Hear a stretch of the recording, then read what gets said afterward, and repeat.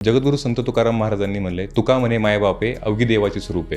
तर तुमचं आणि आईवडिलांचं नातं नेमकं कसं होतं? तर सगळ्यात शेवट म्हणजे लहान होते, माझ्यापेक्षा 2 बहिणी लहान होत्या, पण मुलांपैकी मीच लहान होतो सगळं. त्याच्यानं माझा लाड अधिक जास्त होता.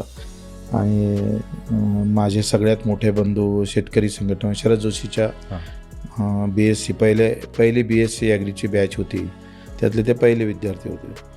आणि ते त्यावेळेस कदाचित ते प्रोफेसर म्हणून लागले असते, पण ते स्वीकारले नाही. संघटनेचं वारं होतं सगळं.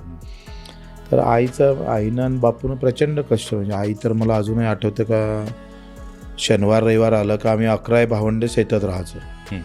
आणि जेवढी 3 दिवस आम्ही शेतात पूर्ण शेताचं ते निंदण खुरपण वगैरे सगळं आम्ही करायचो. आणि प्रचंड कष्ट. आई तर मला अजून आठवते का ते रात्री 7-7 वाजता शेतातून यायची.